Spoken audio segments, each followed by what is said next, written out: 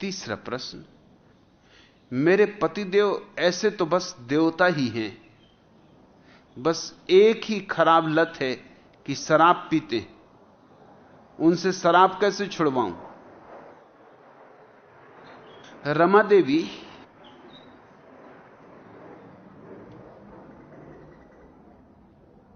धार्मिक व्यक्ति की मेरी परिभाषा समझो। धार्मिक व्यक्ति अपने में परिवर्तन करने की समग्र चेष्टा करता है, लेकिन किसी दूसरे में परिवर्तन करने की आकांक्षा नहीं करता। दूसरे को परिवर्तित करने की आकांक्षा में राजनीति है। दूसरे को मैं बदल डालूं, इसमें एक मजा है। क्या मजा है? अहंकार। मैं श्रेष्ठ और दूसरा निकृष्ट।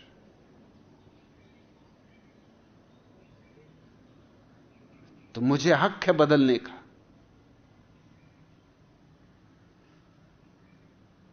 और स्त्रियों ने तो जैसे ठेका ही ले रखा है पतियों को बदलने का।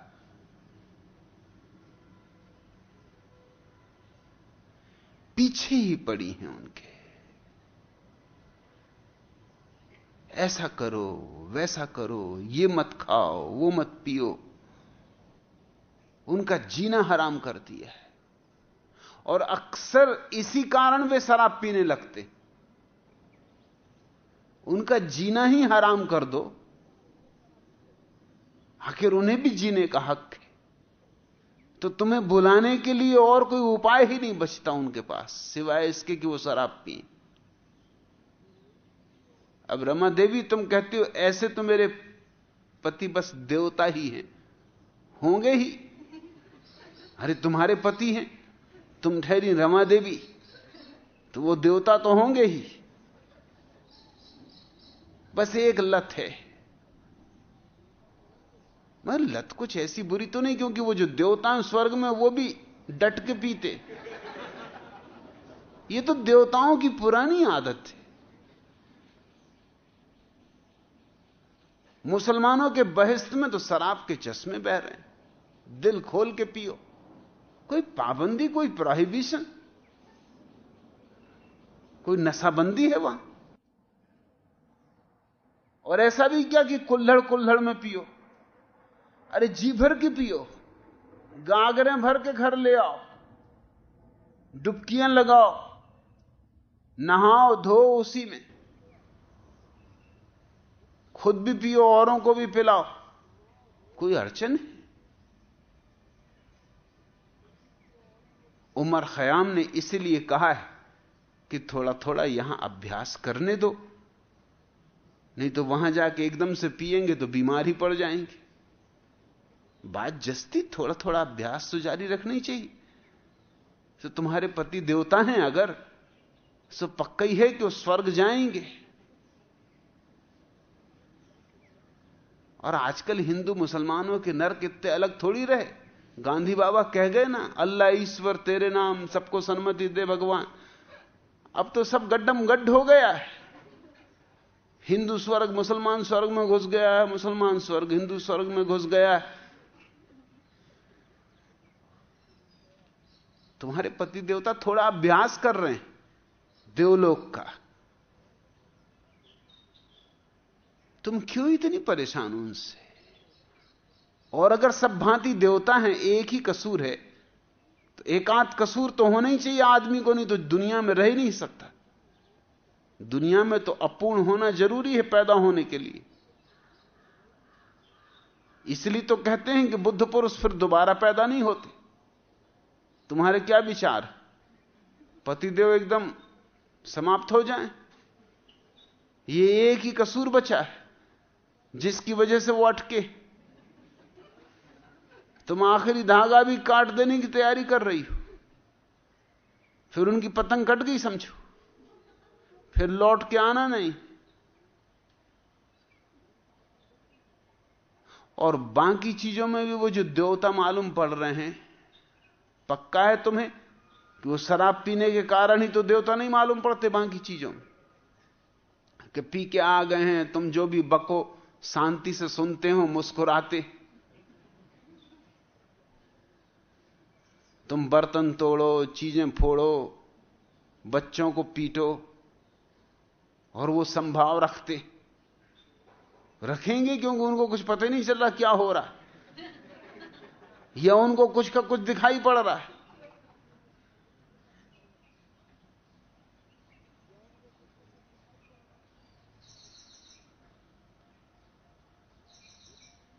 मुल्ला नसरुद्दीन की पत्नी बड़ी चीख पुकार मचा रही थी।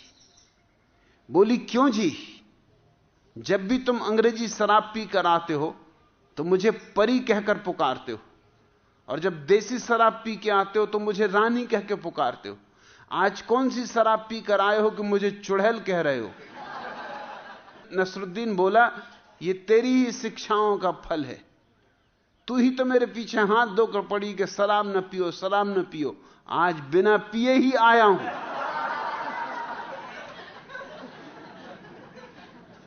अब वो जो देवता जैसा व्यवहार कर रहे हैं, क्या पता वो नशे के कारण ही कर रहे हो।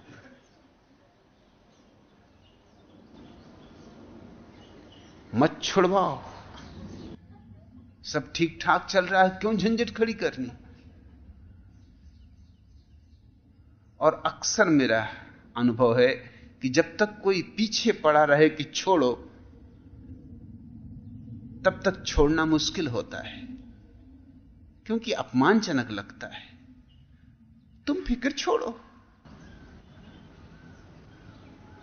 अगर पति को पीना है तो पीने दो, कोई नुकसान तो कर नहीं रहे, कोई झगड़ा फसाद खड़ा करते नहीं, कोई मारपीट करते नहीं, चुपचाप पी के सो जाते हैं घर में, तो किसका क्या हर्जा हो रहा है, किसका क्या बिगाड़ रहे।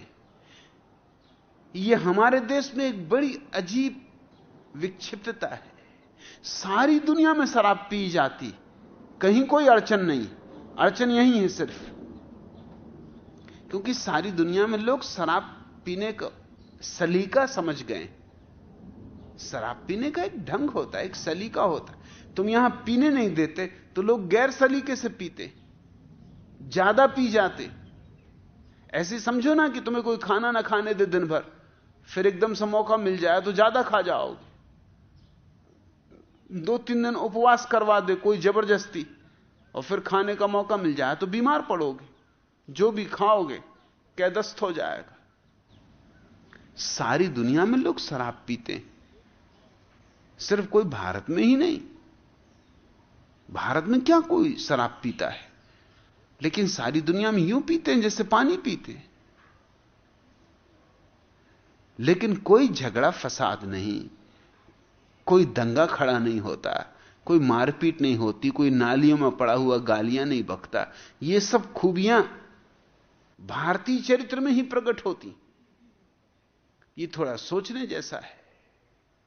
इसके दो मतलब हैं। एक मतलब तो यह कि भारतीय चरित्र दमित चरित्र है, इसमें गालियां तो भरी हैं भीतर लबालब, निकलने का मौका नहीं मिलता। शराब पी ली, निकल पड़ती। शराब नहीं पीते, संभली रहती। दुनिया का चरित्र इतना दमित नहीं है, लोग ज्यादा प्रामाणिक हैं। लोगों ने नाहक अपने को सता के, अपने को परेशान कर करके, ठोस ठोस के भीतर चीजों को नहीं भर रखा है, इसलिए निकलने को कुछ है नहीं। शराब पी के आराम से सो जाते। शराब पीना साधारण पेय है, जैसे कोका कोला, फेंटा, इस तरह की चीजों में गिनती। कौन फिक्र करता है शराब की। छोटे छोटे बच्चों को घर में मां बाप पिलाना सिखाते, सलीका सिखाते। और शराब अगर मात्रा में पी जाए तो स्वास्थ्यपूर्ण, कोई नुकसान पहुंचाती नहीं। गैर मात्रा में तो कोई भी चीज नुकसान पहुंचाएगी। पानी ही पी जाओ गैर मात्रा में, तो इसका मतलब क्या है कि पानी पे प्रोहिबिशन करना पड़ेगा। पी जाओ 10-5 बाल्टी पानी, पड़े चारों खाने चित्त, फिर फिर अल्लाह बल्ला बकोगे, पानी पी के बकोगे। शराब बगैर पीने की जरूरत नहीं, कुछ का कुछ दिखाई पड़ेगा, बस खो जाएगा। कोई भी चीज मात्रा में, छोटे छोटे बच्चों को भी शराब पिलाना पश्चिम में सिखाते हैं, घर में मां बाप सिखाते हैं, तो उससे सलीका बनता है, एक संस्कार बनता है। वो सीख लेते हैं कि कैसे शराब पीना, कब पीना, किस समय पीना, कितनी पीना, पी के कैसे सो जाना। तो शराब स्वास्थ्यवर्धक हो जाती है। सभी शराबें हानिकर नहीं हैं। और जब कोई सिखाने वाला ना हो, कोई बताने वाला ना हो, तो तुम न मालूम क्या पी लोगे। अब यहां तो क्या क्या पी लेते हैं, प्रोहिबिशन हो जाता है, बंदी हो जाती शराब पर, तो कोई स्प्रिट पी लेता है, कोई पेट्रोल पी लेता है, कोई कुछ पी लेता है, कोई ताड़पीन का तेल पी लेता है, और फिर मरते हैं। ऐसा दुनिया में कहीं नहीं होता, यह सिर्फ ऋषि मुनियों के इस देश में ही होता। कौन पागल है इतना कि स्प्रिट पिए कि पेट्रोल पिए, और यहां देसी शराब के नाम से जो चलता उसका कोई भरोसा है कि उसमें क्या हो? कोई भरोसा नहीं। न बनाने वालों को पता है, न पीने वालों को पता है। मैं शराब विरोधी नहीं हूं, शराब का पक्षपाती भी नहीं हूं। मैं ये नहीं कहता कि जो नहीं पीते उनको पीना चाहिए। मैं ये भी नहीं कहता कि जो पीते हैं उनको पीना बंद करना चाहिए। मैं कहता हूं जो पीते हैं उनको पीने का सलीका सीखना चाहिए, और जो नहीं पीते हैं उन्हें इतना शिष्टाचार सीखना चाहिए कि जो पीते हों उनके जीवन में दखलंदाजी ना करें। तेरे पति होंगे देवता, मगर तू देवी नहीं मालूम होती। वो भी किसी दिन बिना पी आएंगे तो चुड़ैली समझेंगे, पड़ी है पीछे उनके, हाथ धो के लोग एक दूसरे के पीछे पड़े। जिंदगी कलह हो जाती छोटी छोटी बातों में।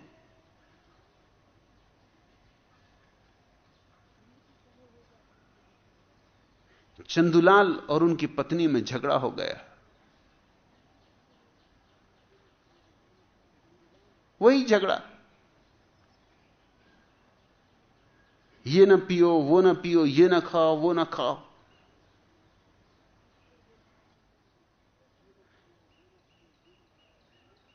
चंदूलाल की पत्नी चीख कर बोली, तुमने क्या मुझे कुतिया समझ रखा है जो इस तरह बोल रहे हो?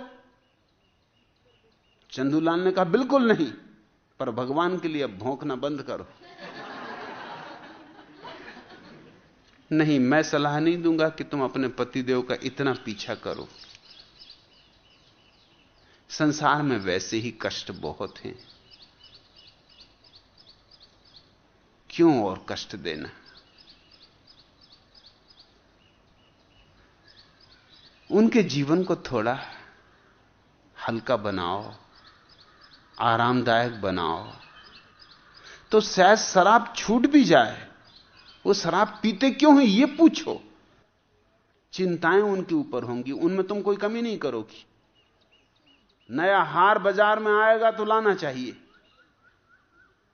अब नया हार लाएंगे तो शराब न पिएंगे तो क्या करेंगे?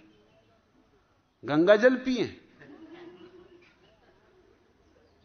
सिर पे कर्ज बढ़ा जा रहा है, दुकान का दिवाला निकला जा रहा है, और तुम्हें नया हार चाहिए। पड़ोसियों ने नई कार खरीद ली, तुम्हें भी नई कार चाहिए। पति ये सब कहां से लाए? सिर पर बोझ बढ़ता जा रहा है। इस बोझ को उतारने के लिए शराब पी लेता, थोड़ी देर को भूल जाता है, संसार के बाहर हो जाता है, थोड़ी देर कल्पनाओं के जाल में अपने को डुबा लेता है। तुम ये भी मौका उसको नहीं देना चाहती। तुम्हारा दिल है कि ये बोझ ढोके और बैठ के हनुमान जी की मढ़िया में पूजा करे। एक तो वैसे ही छाती पे पत्थर रखा और हनुमान जी को और बिठाल दो, वैसे ही मरे जा रहे हैं और अब घंटी बजाओ। वैसे ही प्राण निकले जा रहे हैं और तुम चाहती हो कि बैठ के माला जपो।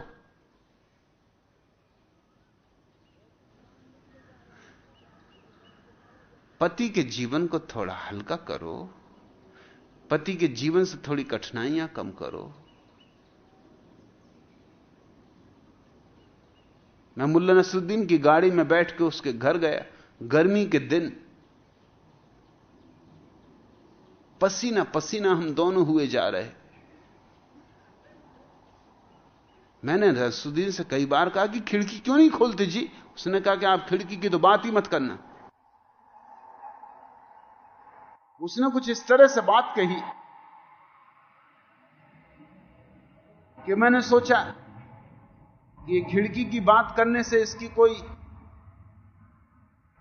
जैसे छुपी रग छू जाती है, क्या मामला है, चुपी रहना ठीक। जैसे ही घर पहुंचे, दरवाजा उसने खोल के उतर ही था कि गिर पड़ा, बेहोश हो गया। पंखा पत्नी लाई, हवा की, और बस वो जैसे होश में आया उसने उपद्रव शुरू कर दिया कि तुम फिर पी के आ गए। मैंने कहा कि नहीं भाई, ये पी के नहीं आया है, ये तो इतनी गर्मी और कार के दरवाजे बंद किए हुए, खिड़कियां बंद किए हुए है, हवा भीतर आने नहीं देता, ये तो गर्मी के कारण मूर्छा आ गई। और मैं इससे कई दफा कहा कि खिड़की खोल ले, क्या तुझे मरना? तुझे मरना हो तो मर, मुझे क्यों मार रहा है? तो मैं जैसी खिड़की की बात कहूंगी एकदम बन ना जाए। तो मैंने कहा कि ठीक है, गुजार लो, एक 2-4 मिनट की बात है। तो उसने अपनी पत्नी की तरफ कहा कि इसी से पूछो कि क्यों खिड़की नहीं खोलता। ये खोलने नहीं देती, ये कहती खिड़की खोल के क्या बदनामी करवानी, मोहल्ले के लोग समझते हैं तुम्हारी कार एयर कंडीशन नहीं। या तो एयर कंडीशन कार लाओ और यह खिड़की बंद रखो। अब दोनों तरफ, इधर गिरो तो कुआ, उधर गिरो तो खाई। एयर कंडीशन कार कहां से लाऊं? मुल्ला ने कहा मेरा दिवाला निकला जा रहा है, इस साल दिवाली नहीं होनी, दिवाला होना है। एयर कंडीशन कार कहां से लाऊं? सो उससे बेहतर है खिड़कियां बंद ही करके बैठा हूं कि हो सकता है कि उसके पहले मैं ही मर जाऊं, झंझट मिटे। अब ऐसे आदमी अगर न पीने लगे शराब तो और क्या करें? मैं देखता हूं कि पति मरा जा रहा है और स्त्रियों की साड़ियों के ढेर लगे जा रहे हैं। मैं लोगों के घरों में मेहमान होता था तो 300-300 साड़ियां। मैं चकित भी हूं कि 300 साड़ियां पहनोगे कैसे? एक ही साड़ी पहन सकती स्त्री एक बार में। बहुत कोशिश करे 2 पहन ले, और क्या करेगी? 3 पहन ले, मगर 300। और इसलिए तो स्त्रियों को इतनी देर लगती। तुम्हें कल की ट्रेन पकड़नी हो तो आज से तैयारी शुरू करो, क्योंकि पहले तो स्त्री को तैयार होने में इतना वक्त लग जाएगा। वो तैयारी में इतना वक्त इसी लगता कौन सी साड़ी पहननी, ये पहनूं कि वो पहनूं। यही उसकी सबसे बड़ी दार्शनिक समस्या है। और पति पे क्या गुजर रही? तुम्हें पति की चिंताओं का कुछ ख्याल है, उसकी परेशानियों का कुछ ख्याल है, उसकी परेशानियों में तुम भागीदार हो, उसकी परेशानियों को कम करने में तुमने कुछ उपाय किया है?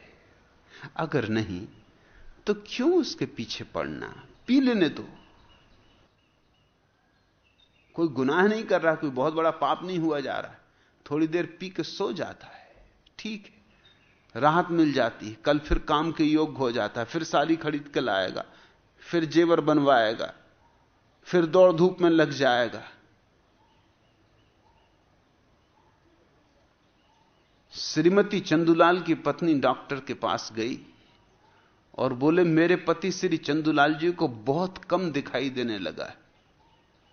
यह तुम्हें कैसे पता चला? आंखों के डॉक्टर ने पूछा। सुनिए, पूरी कथा इस प्रकार है।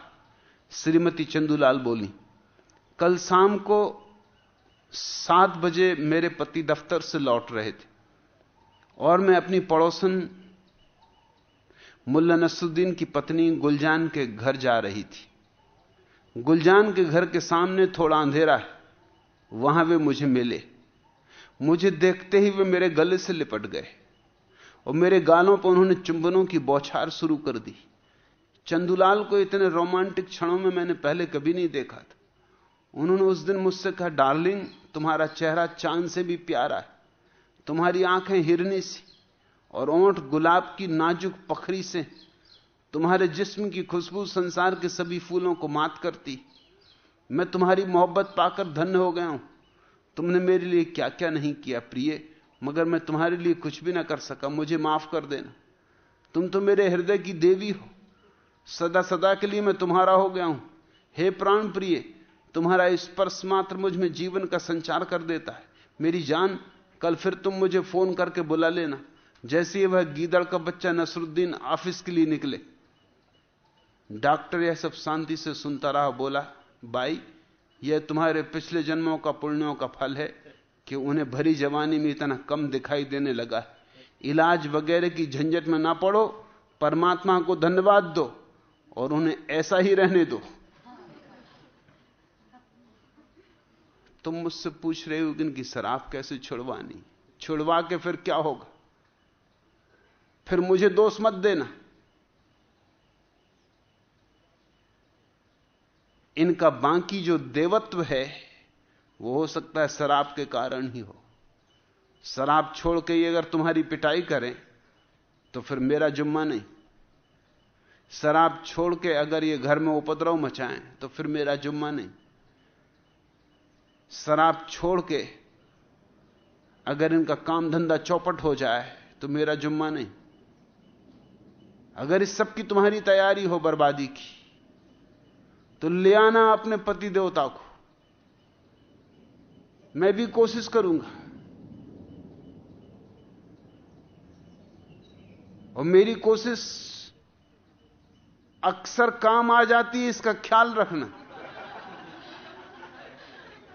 क्योंकि मेरे कोशिश करने के अपने ढंग। मैं उनको यही समझाऊंगा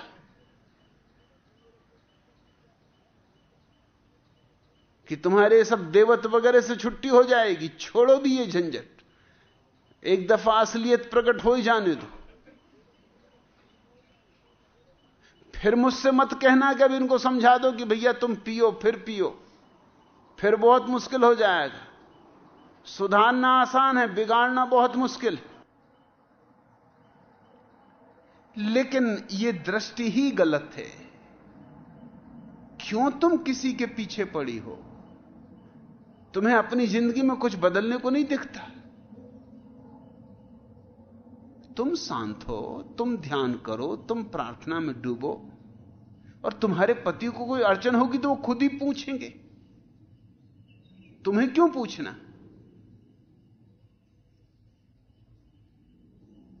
ये जान के मैं अक्सर हैरान होता हूं कि लोग अपने संबंध में कम, औरों के संबंध में ज्यादा पूछते। कोई बाप आ जाता है, वो पूछता है कि मेरे बेटे में ये खराबियां, इनको कैसे ठीक करना। जैसे बाप में तो कोई खराबियां हैं ही नहीं, तो बेटे में कहां से आ गई? आप ही की संतान है, आप ही जन्मदाता हो, आप ही हो स्रोत उपद्रव के। कहीं ना कहीं आप में ही होंगे गुण। मेरे पास बाप आ जाते, वो कहते हैं कि लड़का कैसा बुद्धू है, बिल्कुल बुद्धू। और उनको भी मैं जानता हूं कि वो महाबुद्धू, मगर उनसे क्या कहो?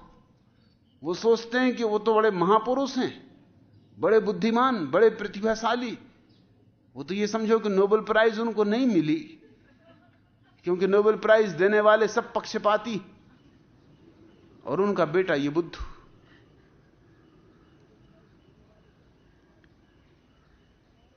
इसमें बुद्धि कैसे आए, इसकी चिंता में लगे हैं वो।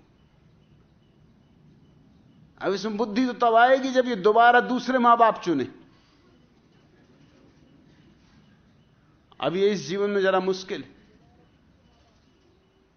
और यहीं मामला नहीं बनता।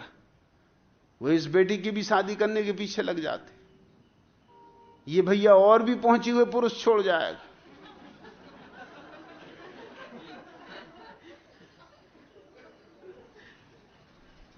पत्नियों को फिक्र पड़ी पतियों को कैसे सुधारें, पतियों को फिक्र पड़ी पत्नियों को कैसे सुधारें। सब एक दूसरे के सुधार में लगे हुए, किसी को जैसे चिंता नहीं इस बात की कि अपनी जिंदगी में भी कुछ बदलाहट करनी है। नहीं, जिंदगी 4 दिन की है, कब गुजर जाएगी पता नहीं। कुछ कर लें, कुछ अपने को संभाल लें, कुछ अपने जीवन को मंदिर की सीढ़ियों पर चढ़ा लें, कुछ परमात्मा के निकट पहुंच जाएं। ये जीवन यूं ही ना बीत जाए, अकारथ ना बीत जाए। कुछ जान लें, कुछ जी लें, कुछ आनंद का, कुछ चैतन्य का अनुभव कर लें। नहीं, इसकी कोई फिक्र नहीं। पति की शराब कैसे छूटे? छूट ही गई तो फिर क्या होगा? तुम्हें कोई समाधि मिल जाएगी, कोई बुद्धत्व मिल जाएगा। इतने तो पति शराब नहीं पी रहे, उनकी पत्नियों को कौन सा बुद्धत्व मिल गया है? रमा देवी जरा आसपास तो देखो, कई के पति शराब नहीं पी रहे, उनको क्या मिल गया है? मगर आदमी की अजीब हालत है। मेरे पास लोग आते हैं, वो कहते कैसे ध्यान करें, घर में बच्चे कच्चे, बच्चे कच्चे, 10-12 बच्चों में कैसे ध्यान हो सकता है? उपद्रव ही मचा रहता है घर में। और कौन ने ये बच्चे पैदा कर दिए? क्या तुम अभी भी ये सोचते हो कि जब भगवान देता तो छप्पर फाड़ के देता है? खुद ही बच्चे पैदा कर रहे हो, खुद ही फिर रो रहे हो, फिर चिल्ला रहे हो, चीख रहे हो, पुकार मचा रहे हो, हाय तौबा कर रहे हो। और मेरे पास लोग आ जाते हैं जिनको बच्चा नहीं। वो कहते हैं जब तक बच्चा ना हो तब तक ध्यान में चित्त नहीं लगेगा। एक भी बच्चा नहीं, आगे संभालेगा कौन? जैसे इन्हीं से दुनिया चल रही है। अगर ये ना छोड़ गए औलाद तो दुनिया डूबी। वो कछुआ वगैरह जो संभाले था पृथ्वी को, नहीं संभाले हुए। वो ये जो बच्चा पैदा करेंगे वो संभालेगा पृथ्वी को। इनको चैन नहीं है क्योंकि बच्चा चाहिए। किसी को चैन नहीं क्योंकि बच्चे ही बच्चे।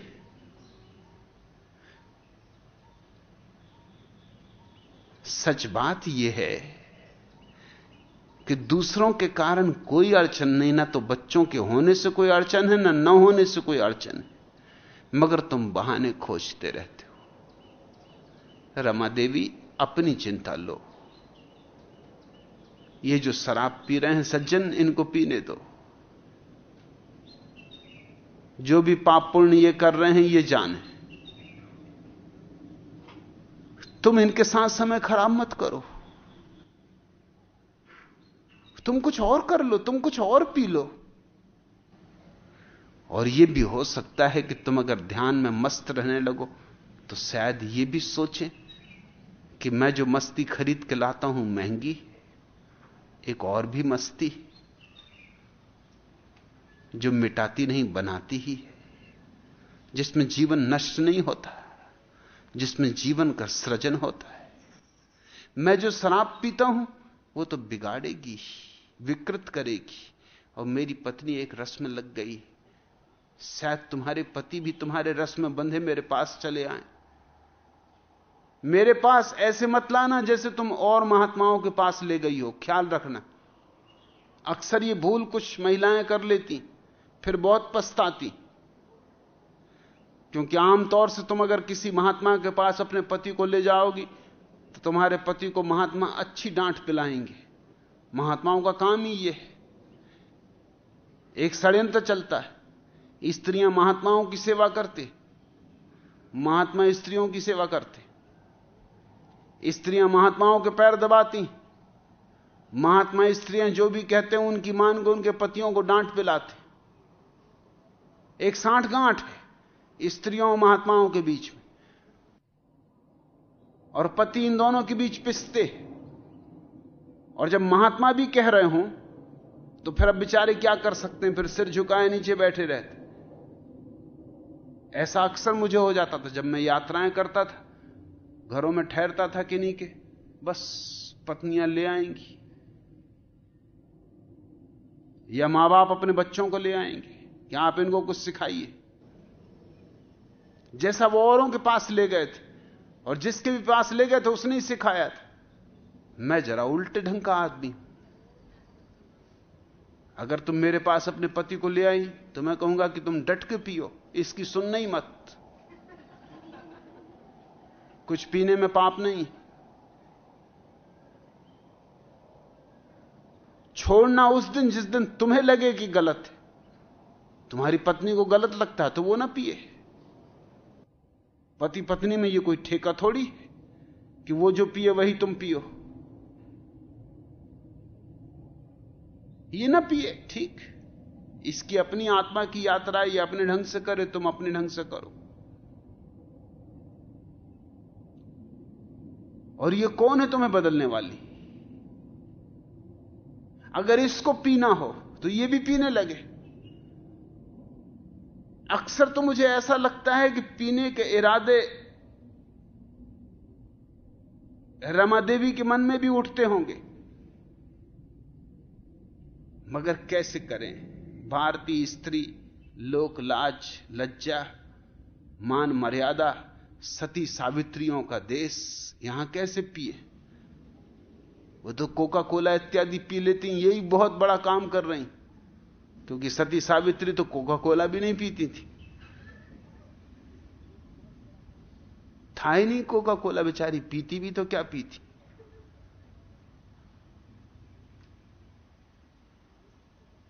इनके दिल में भी शायद होता होगा कि पी ले, मगर वो तो कह नहीं सकती, तो उसका बदला तो ले ही सकती, सता तो सकती हैं पति को।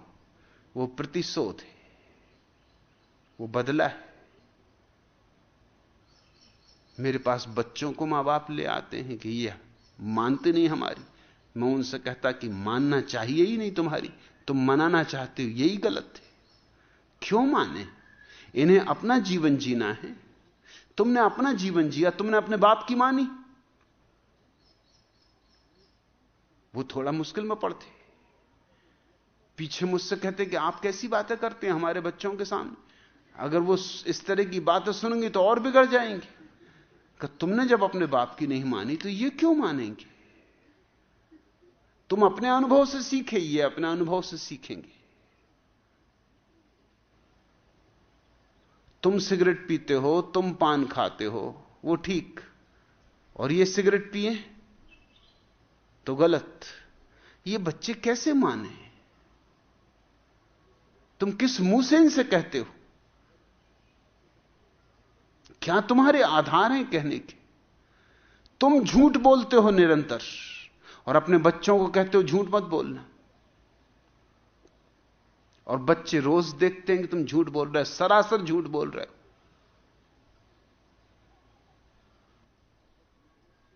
और सुनते हैं कि झूठ मत बोलना। इनकी समझ के बाहर हो जाता है कि मामला कैसे पाखंड का है। तुम कहते कुछ हो, करते कुछ हो। यही तुम्हारे बच्चे भी सीख रहे हैं, यही कला वो तुम्हारे साथ अभ्यास करते, फिर तुम कहते हो ये बच्चे हमें धोखा दे रहे हैं। मैंने कहा ये अभ्यास और करेंगे कहां? शुरू में घर में ही करेंगे, फिर धीरे धीरे बाहर करेंगे। तुम ही कारण हो।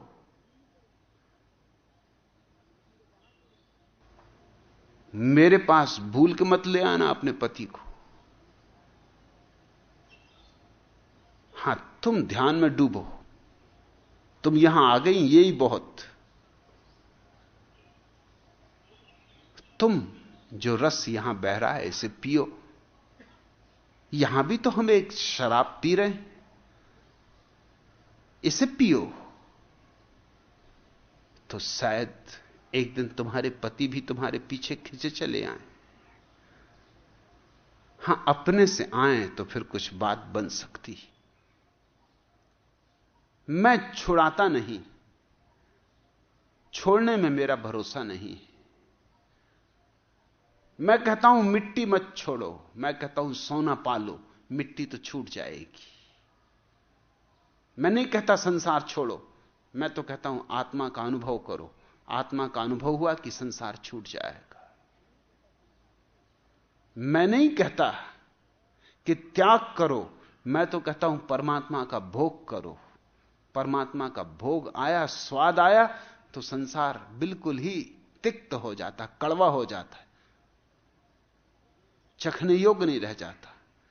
मुंह में भी आ गया हो तो तुम थूक दोगे।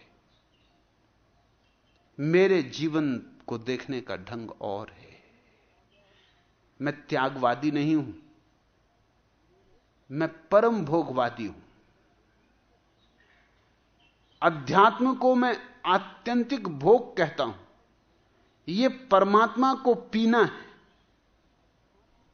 इससे बड़ी और कोई मधुशाला नहीं होती, और इससे बड़े कोई पियक्कड़ नहीं होते।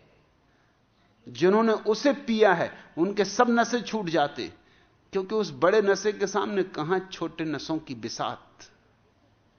जिसको सागर मिल गया वो कोई छोटे मोटे डबरों में अपनी डोंगियां खेता फिरेगा, वो सागर के तूफानों में जूझेगा, वो चुनौतियां लेगा बड़ी। आने दो तुम्हारे पति को अपने आप, तुम भर मत लाना, नहीं तो खतरा हो सकता है।